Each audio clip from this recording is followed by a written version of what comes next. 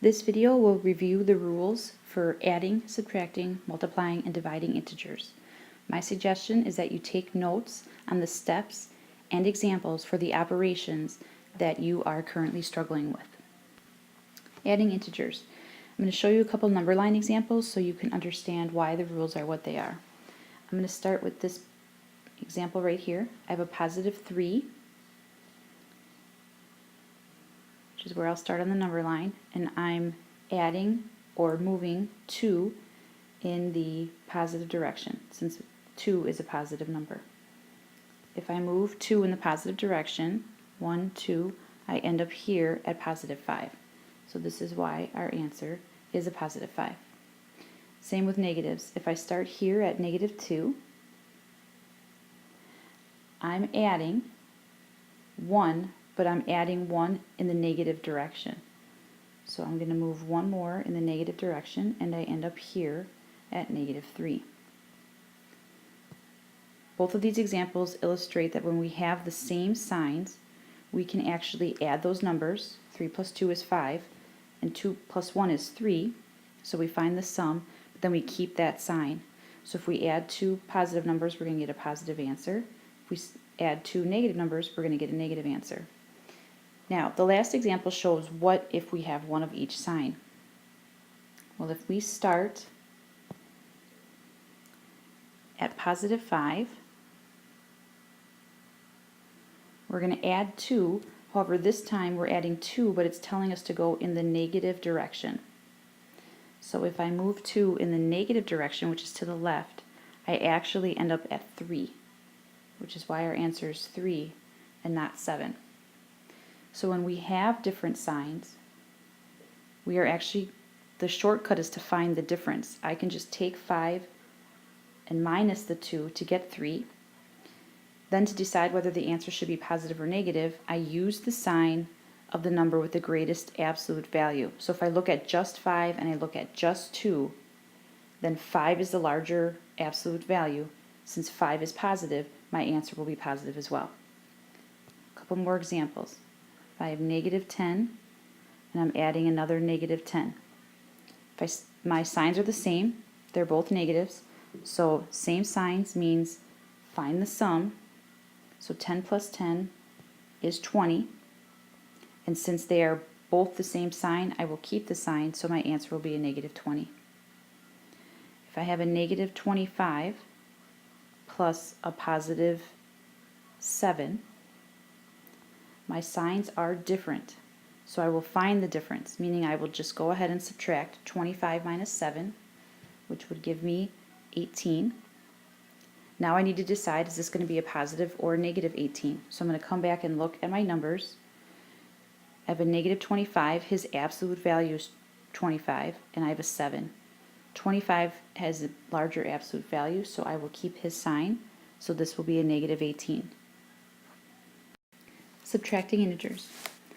On this slide, I've listed the 4 steps that you should follow when you need to subtract integers. The main phrase to kind of remember is that we are going to be adding the opposite. So on our first example, we have negative 4 minus 7. First step, I'm going to leave the first integer alone, so I'm just going to recopy him. Second step says I'm going to change subtraction to addition, so the subtraction sign is now an add. Third step, I'm going to change the second integer to its opposite. So right now I have a positive 7. His opposite is a negative 7. Step 4 is to just follow my addition rules, because this is now an addition problem. So according to my addition rules, I have 2 integers who have the same sign, so I'm going to find the sum. So I'm going to add 4 plus 7, which is 11. And since my signs are the same, I'm going to keep the negative sign, so my answer is negative 11. Let's look at example number 2. First step, leave first integer alone. Second step, subtraction becomes add. Third step, I do the opposite, so the opposite of positive 12 is negative 12. According to my addition rules, I have 2 integers that have different signs, so I'm going to find the difference. 12 minus 6 is 6. And for my sign, I have to use the sign for the number that has the largest absolute value. 12 has a larger absolute value than 6, and since 12 is the negative number, then my answer will then have a negative sign on it. Last example, I'm going to add the opposite. So my first integer and I add opposite of negative 4, which is 4. I have a positive 15 plus a positive 4. Same signs means I'm find the sum and I add. So 15 plus 4 is 19. They're both positive, so in addition, I keep the positive sign. Multiplication and division. The first step is what you've done since you learned multiplying and dividing in elementary school. You still multiply or divide the numbers like you always have. What's different is when it's time to decide which sign it should go on. And sometimes we get these confused because the signs are different than when you learned your adding rules. And if you need to review the adding rules, go pause this video now and go back and review your addition rules. If the numbers have the same signs for multiplication and division, your answer will be positive. So 2 positive numbers means your answer is positive. 2 negative numbers means your answer will be positive. If your numbers have different signs, your answer will be negative. So if there's 1 positive number and 1 negative number, when you're multiplying or dividing, your answer will automatically be negative.